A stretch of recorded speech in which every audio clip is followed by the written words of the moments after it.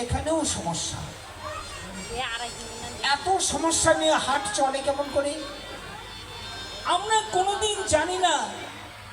দুধ দই ঘি ঘোল হওয়ার কথা, কিন্তু দই দুধ ঘি ঘোল এখানেও সমস্যা লাগে।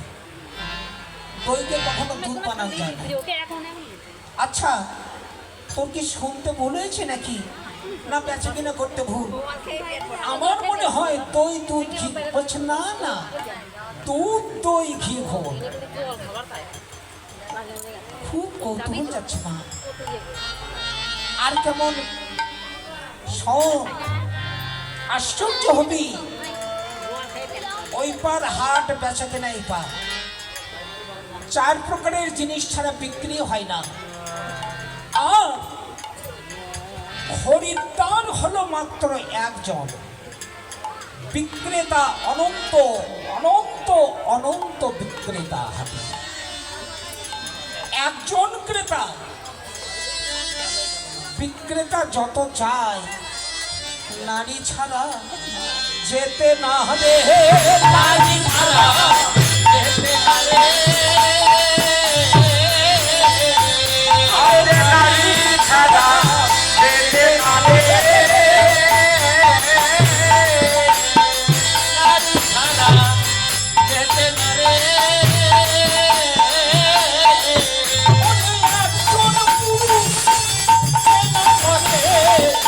নারী ছাড়া যেতে না রে।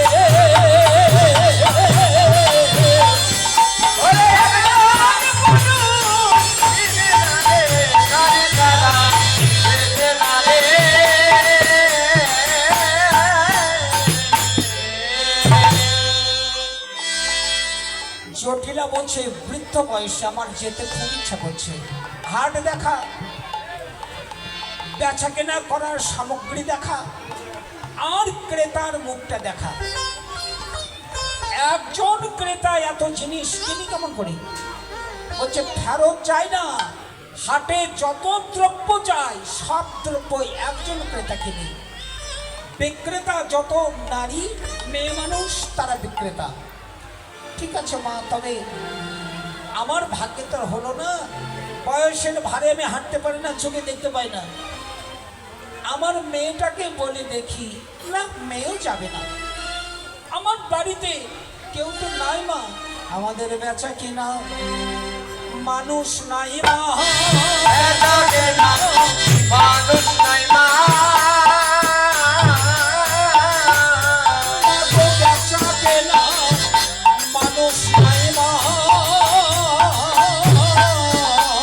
বেচা কিনা মানুষ নাই মা।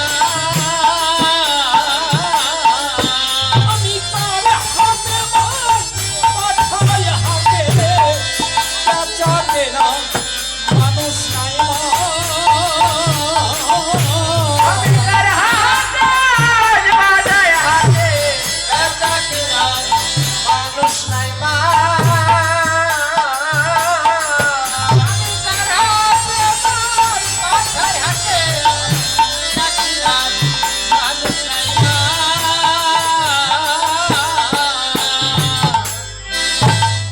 বড়াই বলছে, মা শোন, বেচা কেনার মানুষ নাই মানে বাড়িতে তোরা বিশেষত 3 জন নারী মানুষ।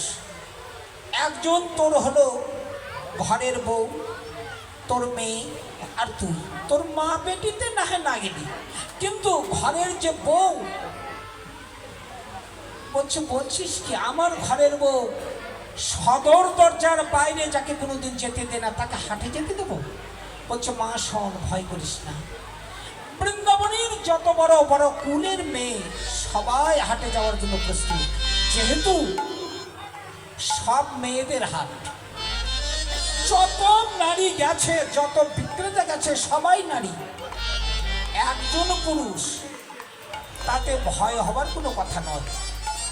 ঠিক আছে মা, তুই একটু দাঁড়া, আমি আমার বৌমার কাছে জিজ্ঞাসা করি।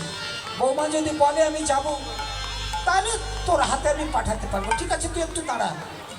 দরজার এই পার বড়াই দাঁড়িয়ে আছে, লাঠি হাতে নিই। আর অন্তঃপুরে জটিলা প্রবেশ করলো রাধার কাছে। উদ্দেশ্য যাবার, কিন্তু সহজ পাচ্ছে না।